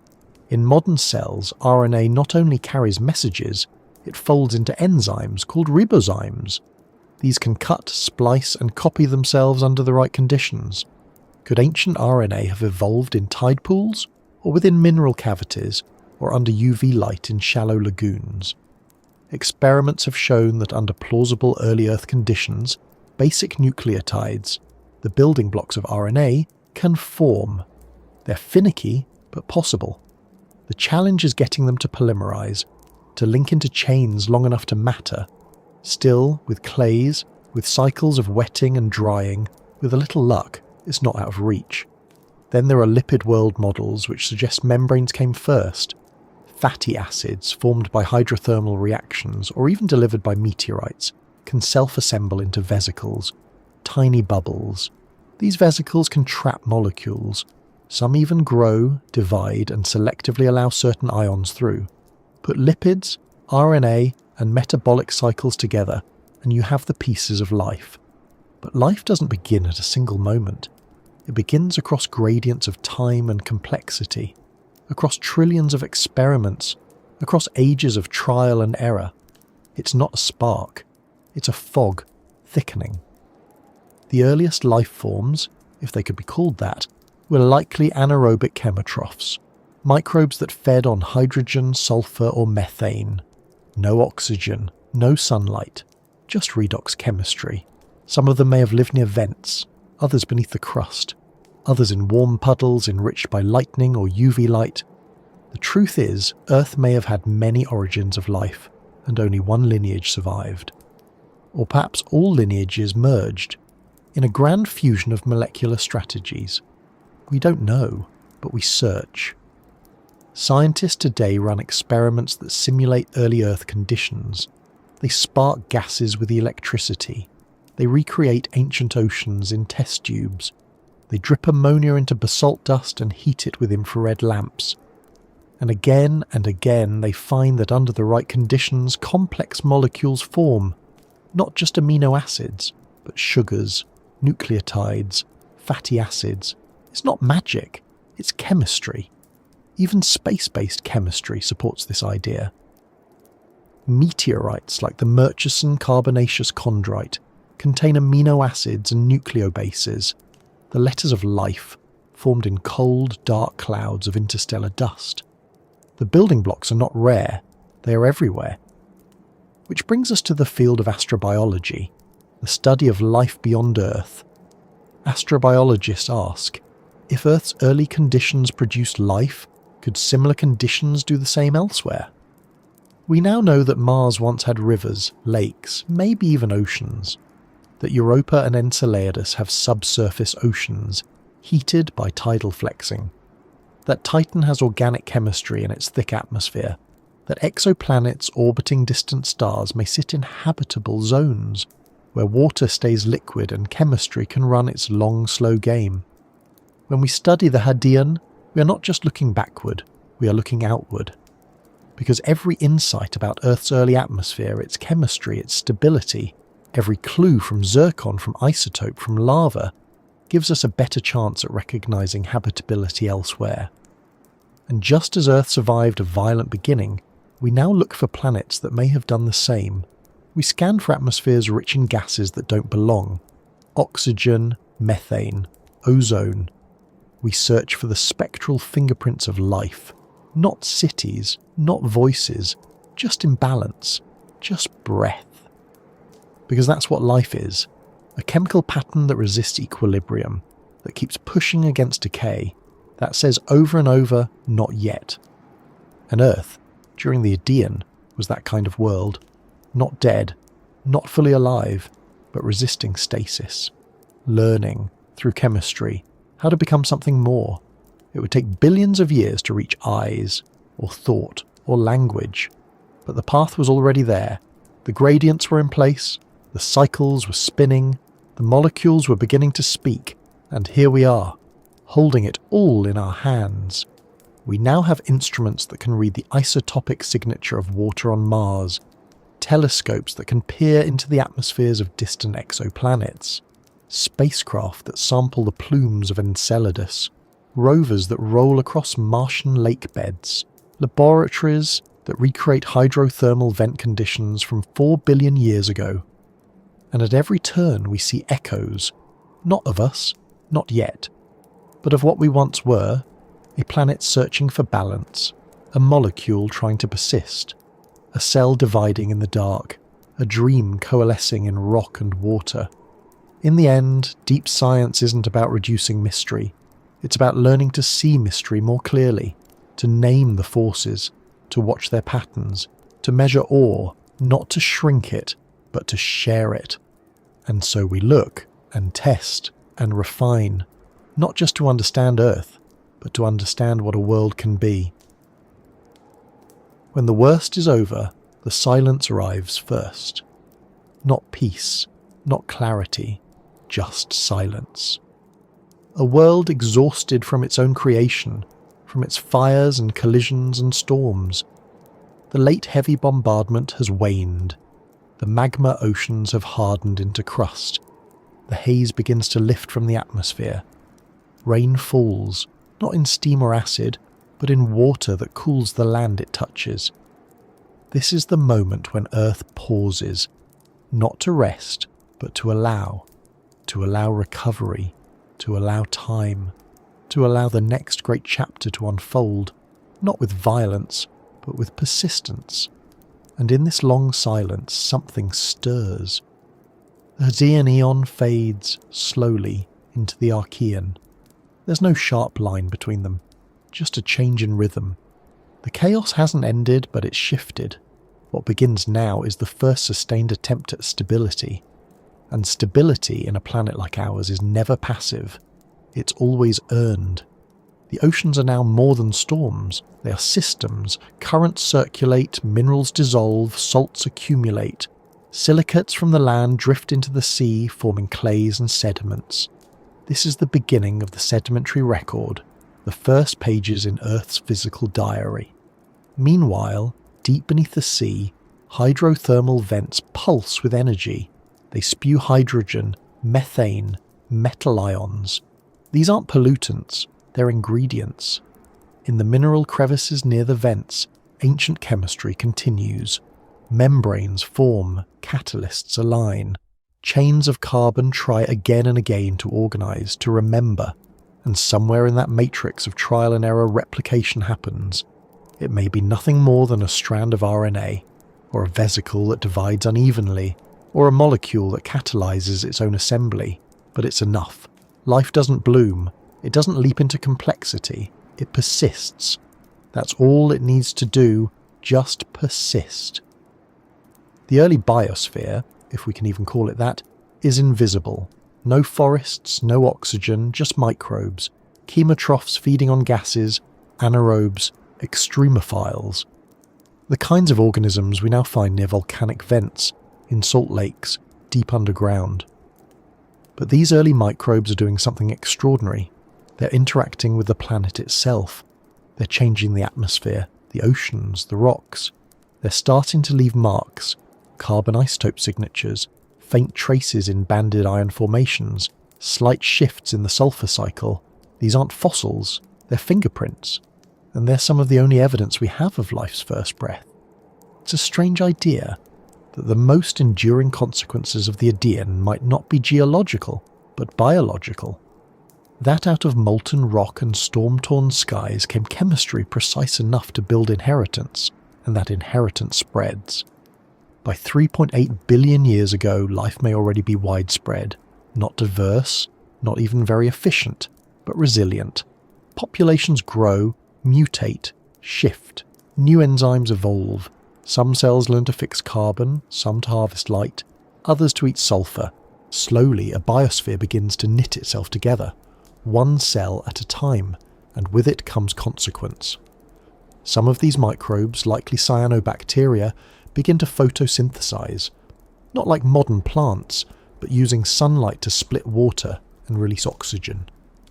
At first, this oxygen is a poison. It binds with iron in the oceans, forming rust-coloured bands that settle on the seafloor. These are the banded iron formations, the first grand monuments of biological activity. Eventually, the iron runs out. Oxygen has nowhere to go, so it builds. The Great Oxidation Event around 2.4 billion years ago will flood the atmosphere with O2. It will end the Archean. It will trigger ice ages. It will alter mineralogy, metabolism, evolution itself. But even now, long before that tipping point, the stage is being set. This is how Earth recovers, not by going back to what it was, but by becoming something entirely new. And the consequences are long. Plate tectonics continues, recycling crust, shifting continents. The mantle cools slowly, reducing volcanism. The magnetic field strengthens, shielding life from solar radiation. The atmosphere thickens with nitrogen. The oceans stabilise in salinity and temperature, and life, for the first time, begins to shape its own environment. Microbial mats form on shallow seafloors, called stromatolites. These mats trap sediment, build layered structures, alter the chemistry around them. They are colonies, precursors to ecosystems. Some still exist today in remote lagoons, living fossils of a time when microbes ruled the planet. These early forms of life don't know what they're doing, but their presence changes the future. Because when you exhale oxygen for 1 billion years, the world adapts. When you modify the carbon cycle, the planet responds. When you die and fall to the ocean floor, you seed new chemistry. There is no separation between Earth and life anymore. They are one system now, entangled. Every geologic process is influenced by biology. Every biological process shaped by geology. Sedimentation, oxygenation, carbon sequestration, weathering, sulfur cycles. They're not just planetary processes, they're feedback loops. A single cell doesn't seem like much, but multiply it across oceans, across eons, and it becomes a force, and that force leaves marks. Rocks that wouldn't form without microbes, minerals that only crystallize in the presence of life, isotopic signatures that betray the hidden hand of metabolism. These are the long-term consequences of the Hadean. That Earth became not just a place where life could exist, but where life could intervene. And this partnership, once formed, becomes permanent. When mass extinctions come, and they will, the biosphere collapses, but the Earth remains. When oxygen poisons the atmosphere, organisms adapt. When glaciers cover the world, microbes survive beneath the ice. Because the story of recovery isn't about speed, it's about continuity. There are no winners or losers, no climaxes, only lineage, only life learning to persist. And so the Earth, this once molten orb, becomes a collaborator. It offers minerals, energy gradients, climate stability, tides, moonlight, and life responds by diversifying, by inventing photosynthesis, fermentation, respiration, by evolving membranes, motility, symbiosis, by building the complexity that will one day become plants, animals, consciousness. All of that begins here, in this long recovery, in this quiet transformation, in this space after fire. It's tempting to think of the Hadean as violent and the Archean as gentle, but it's not quite true. The Archean is full of struggle. Mutations fail, ecosystems collapse, climate shifts, extinction shadows everything. But compared to what came before, it's calm. And in that calm, something precious is allowed to form: history. For the first time, the planet has a memory not just of chemistry, but of biology. The carbon cycle now has a biological signature. The sediments record ecological succession.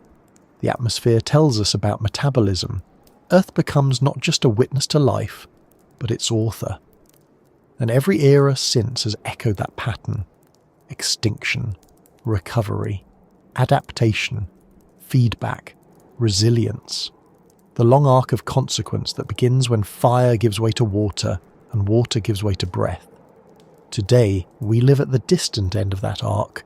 We carry the consequences of the Hadean in our bones, in the oxygen we breathe, in the energy we burn, in the DNA that still remembers its origin in a lipid bubble, in a hydrothermal vent, in a world long gone. And if we listen closely, we can still hear it, in the rust of old iron, in the salt of the ocean, in the slow, patient drift of continents. This is the Earth recovering, not quickly, not completely, but enough. Enough to try again. Enough to become what it was never designed to be. Alive. There's something strange about knowing how the world began. Not just the stories of myth, not the fire gods or the turtlebacks or the primordial chaos, but the real story. The one written in isotopes, in Zircon, in heat and silence and slow accumulation. It's not a story we were meant to know, not really. The Earth didn't leave us a welcome note or a time capsule. It didn't intend to be remembered. And yet here we are, piecing together its earliest hours by moonlight and microscope, deciphering 4 billion years of transformation from the curve of a rock or the oxygen locked in a crystal, and knowing it changes things. Because once you've seen how much the Earth has survived, how it recovered from bombardment, from boiling skies, from cataclysm, you begin to realize how delicate it all still is. This planet is ancient, yes, but also young, not in age, but in stability. Life has only had a few moments of relative calm, and we are living in one of them, a moment where continents don't rearrange too quickly, where the oceans stay liquid, where oxygen holds steady, where sunlight arrives on time and tides rise in rhythm, where Earth's long, unstable adolescence gave way, just barely, to something habitable. And in that habitable span, we arrived. Not as inevitability, not as climax, just as possibility, just as one more form in a long line of trials. And here's the strange part. We too are forces now. We are not passengers on this world. We are participants. We burn fossil carbon and release it back to the skies. We farm, we mine, we dam rivers. We've lit up the nights with satellites, carved mountaintops into highways, changed the chemistry of rain. The carbon we're releasing is ancient, buried during other planetary upheavals, Permian forests, Cretaceous plankton, all stored away, compacted under heat and time, only to be returned in a geological instant.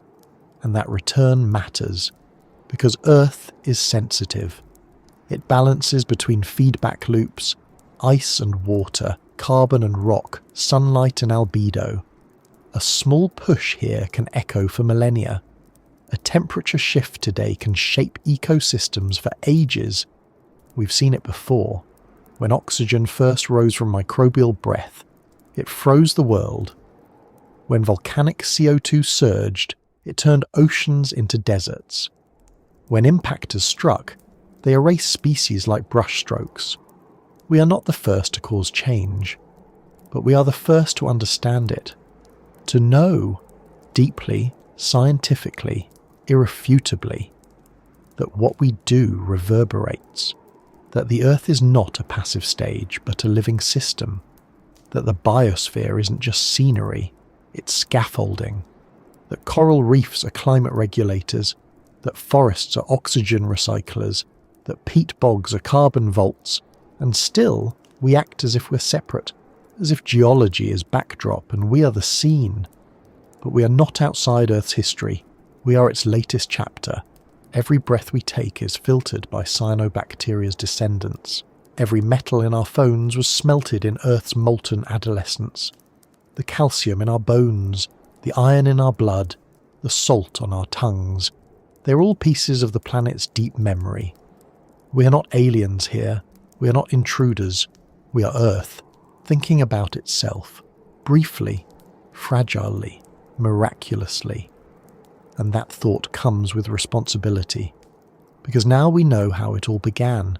We know how rare it is for a planet to stabilize, how unlikely it is to hold onto oceans, how precious it is to have plate tectonics, a magnetic field, a steady sun. We know that life, once begun, can be nearly impossible to extinguish, and yet terrifyingly easy to disrupt. We know the signs of collapse. We can read them in the rock record. Sudden changes in isotopes, in fossil layers, in trace metals, spikes of methane, bursts of sulfur, gaps where diversity once bloomed. We know what it looks like when a biosphere gets pushed too far. And now we can see echoes of those signals today.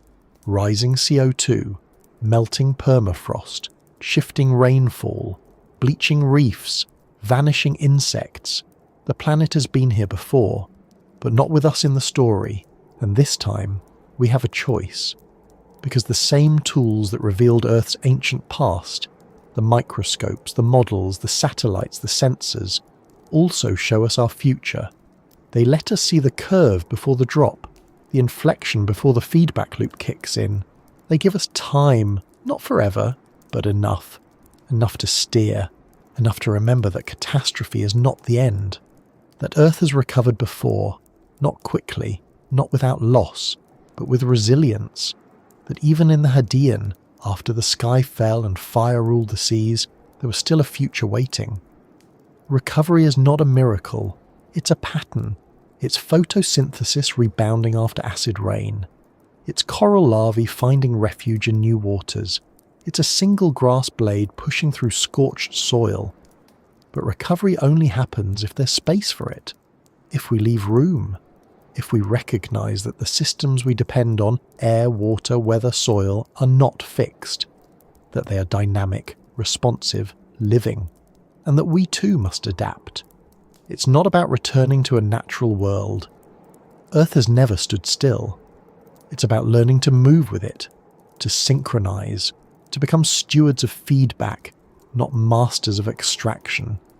To remember that the planet doesn't need saving, but we might, because the Earth will outlast us one way or another. It has already survived worse. But if we want to be part of its next chapter, If we want to belong to the long memory of this place, we need to live like we remember how it began, with humility, with awe, with patience, not because Earth is fragile, but because we are, and yet there is hope in that fragility. Because for all our mistakes, we have also done something no other species has. We have listened. We have reconstructed worlds we never saw. We have mapped continents that no longer exist. We have dated raindrops that fell 4 billion years ago. We have built an archive of memory far deeper than our own experience. We have, in our quietest moments, asked, where did we come from? What does it mean to belong to a world like this? What might come next? And Earth has answered, not in words, but in stone, in chemistry, in rhythm. And perhaps that is the most important parallel of all, that the past is not a warning, it's a guide, a record of what is possible, a testament to change, to chaos, to survival, and to the quiet, persistent beauty of a world that refused to give up. Not after fire, not after ice, not after impact or oxidation or extinction, not after us. So wherever you are, whether you're lying in the dark or walking under starlight or drifting slowly into sleep, know this. You are a part of something ancient, something enduring. You carry in you the breath of bacteria, the heat of magma, the dust of stars. You are Earth's consequence, its experiment, its story still unfolding. And somewhere deep beneath your feet, the mantle still turns, the zircons still count, the oceans still dream of lightning, and the planet, your planet, is still becoming.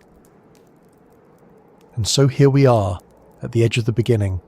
We've travelled back through deep time, through magma oceans, stardust, storms and silence, to a world unrecognisable, and yet still ours. A world that was not built for life, but became its home. A world that cooled, cracked, breathed and softened until it could carry oceans, bear life and hold memory. We've traced the recovery, the resilience, the persistence of molecules that learn to endure.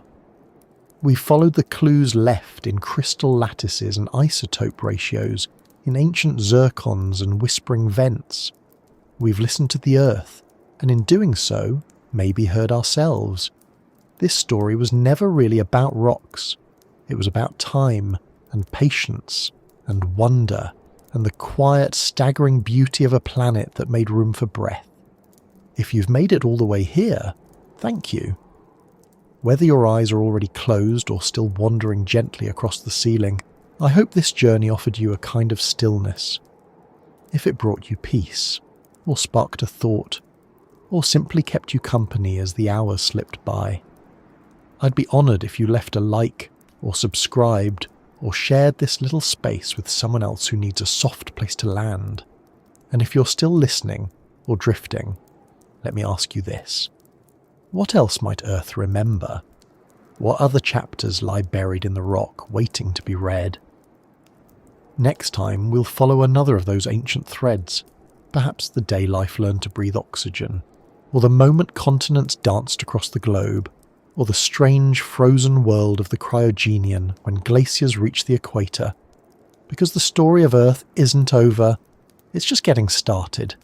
Until then, sleep well, stay curious, and remember, you're not just on Earth, you are of it.